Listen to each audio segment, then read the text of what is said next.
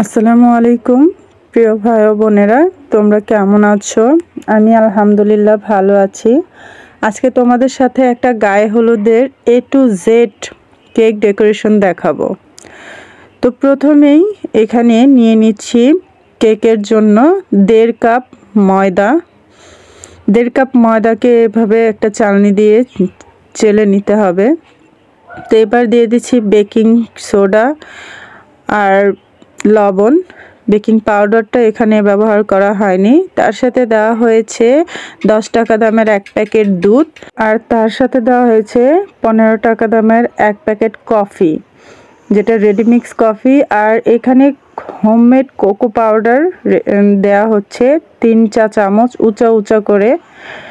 এটা হোমমেড তৈরি করা হয়েছে, এটার ভিডিও আলাদা করে দিয়ে দেব। তো সব কিছু চেলে এখন ময়দাটার সাথে ভালো করে মিক্স করে নেওয়া হয়েছে। তো এবার দিয়ে দেওয়া হচ্ছে চিনি 1.5 কাপ ময়দার সাথে 1.5 কাপ চিনি।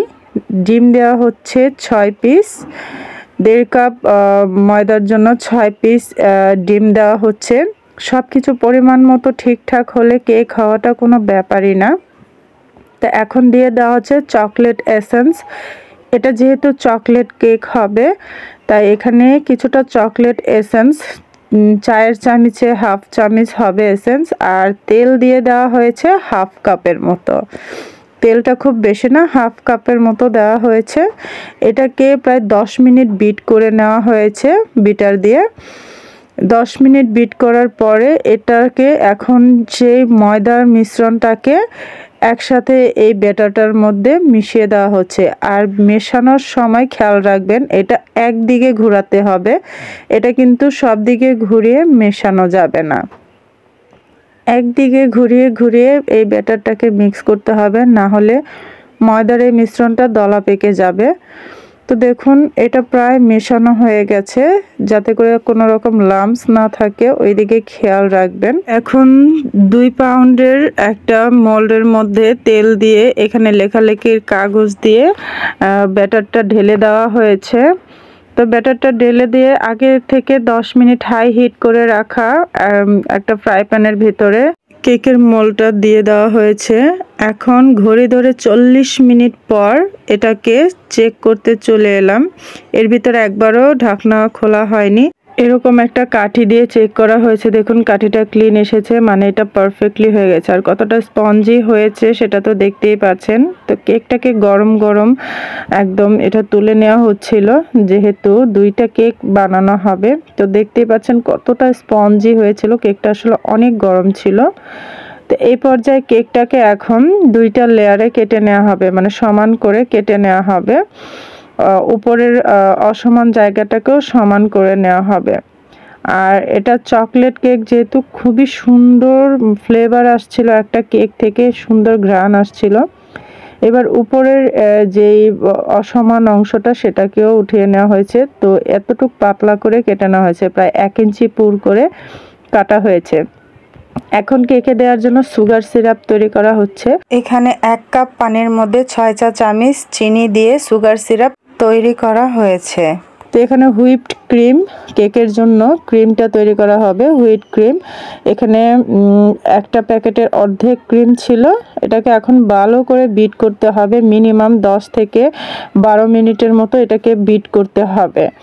তো এটাকে বিট করতে করতে যাতে উপর করলে না পড়ে, ঠিক ওই পর্যন্ত এটাকে বিট করতে হবে। দেখুন একদম উপর করে ধরে রাখছি, একটুও পড়ছে না। এটা এতটা শক্ত করে রাখতে হবে। আর গরমের দিনে এমনিতেই রিস্ক হয়ে যায়, ক্রিমটা গলে যায়, সেই জন্য যতটা তাড়াতাড়ি সম্ভব করাটা ভালো। তো এখন একটা লেয়ার নিয়ে এর মধ্যে সুগার সিরাপ একদম পুরোটা দেয়া হবে। এটা একটা গায়ে হলুদের জন্য তৈরি করা হচ্ছিল। এটা 2 দিন আগে তৈরি করা হচ্ছিল। সুগার সিরাপটা কম হলে এই কেকটা রুক্ষ রুক্ষ হয়ে যাবে, আর সুগার সিরাপটা যদি বেশি হয় তাহলে খুব সুন্দর থাকবে। তো প্রথম লেয়ারের মধ্যে হুইপ ক্রিম দিয়ে ওটাকে ভালো করে বসিয়ে নেওয়া হচ্ছে, আর দ্বিতীয় পার্টটা উপরে দিয়ে দেওয়া হচ্ছে। এটা 2 লেয়ারেরই হবে। দ্বিতীয় লেয়ারটার উপরে আবারও ক্রিম দিয়ে ভালো করে সমান করে দেওয়া হচ্ছে। একদম ভালো করে সাইডগুলোকে সমান করে দেওয়া হচ্ছে। এটাকে দিয়ে যেহেতু গরম, ক্রিমটা একটু গলে গলে যাচ্ছিল, তো নর্মাল ফ্রিজে কিছুক্ষণ রেখে দেওয়া হবে। নর্মাল ফ্রিজে রাখার জন্য ক্রিমটা একটু শক্ত হয়ে আসবে, এতে করে পরবর্তী লেয়ারটা করতে সুবিধা হবে।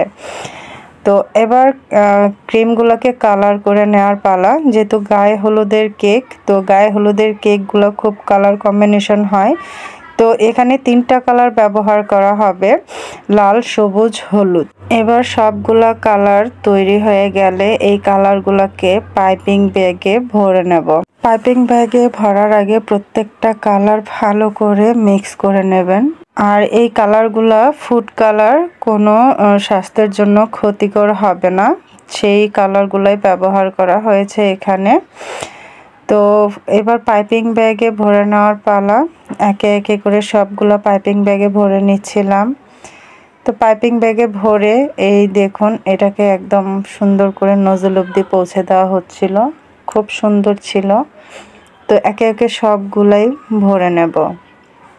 লাল কালারটা আর হলুদ কালারটা একটু বেশি করা হয়েছে, যেহেতু লাল কালারটা দিয়ে ফুল তৈরি করা হবে, আর হলুদ কালারটা দিয়ে উপরের পুরো কোট করা হবে কেকটাকে। এবার কেকটাকে 10 মিনিট পর ফ্রিজ থেকে বের করে নেওয়া হয়েছে। সাদা ক্রিমটা উপর দিক থেকে অনেকটা শক্ত হয়েছে, যার কারণে এখন আর গলে পড়বে না। তো এবার হলুদটা দিয়ে পুরো কেকটা কোট করে দেওয়া হচ্ছে। আর এই কেকটা তৈরি করা হচ্ছিল আমার এক বোনের জন্য, তার গায়ে হলুদের জন্য এটা রেডি করা হচ্ছিল। তো একদিনে 2টা কেকই রেডি করা হয়েছে, একটা 1 পাউন্ডের, একটা 2 পাউন্ডের। এটা 2 পাউন্ডের কেক তৈরি করা হচ্ছে। তো এবার কোট করা হয়ে গেলে বাকি হলুদ ক্রিমটাও একটা পাইপিং ব্যাগে ভরে নেওয়া হয়েছে। তো এবার দেখুন সাজানোর পালা। উপরে যখন কোট হয়ে গেছে, এখন ফ্লাওয়ার দেওয়া হচ্ছে। তো এটা নিজের মতো করে একটা ডিজাইন করে দেওয়া হচ্ছে। গায়ে হলুদের এই ডিজাইনটা কার কাছে ভালো লেগেছে অবশ্যই জানাতে ভুলবেন না। যদি ভালো লেগে থাকে অবশ্যই একটা লাইক করে এবং বেশি বেশি করে শেয়ার করে দেবেন। আর আরও এরকম সুন্দর সুন্দর ভিডিও পেতে অবশ্যই চ্যানেলটাকে সাবস্ক্রাইব করে বেল আইকন অন করে রাখবেন, যাতে করে যে কোনো নতুন ভিডিও আপলোড করার সাথে সাথে আপনার কাছে পৌঁছে যায় সবার আগে। তো কেকটা কিন্তু প্রায় হয়েই যাচ্ছে, আর কিছুটা সময় লাগবে কেকটা পুরো সম্পূর্ণ হতে। দেখুন কেকের মাঝখানে এখন হলুদ হলুদ ছোট ফোঁটা ফোঁটা দেওয়া হয়েছে, এবং সাইড দিয়ে এটাকে একটু ডেকোরেশন করে দেওয়া হচ্ছে। আসলে কেকটা রাতে তৈরি করা হচ্ছিল, যার কারণে একটু লাইটের সমস্যা হচ্ছিল। তো বন্ধুরা কিছু মনে করো না।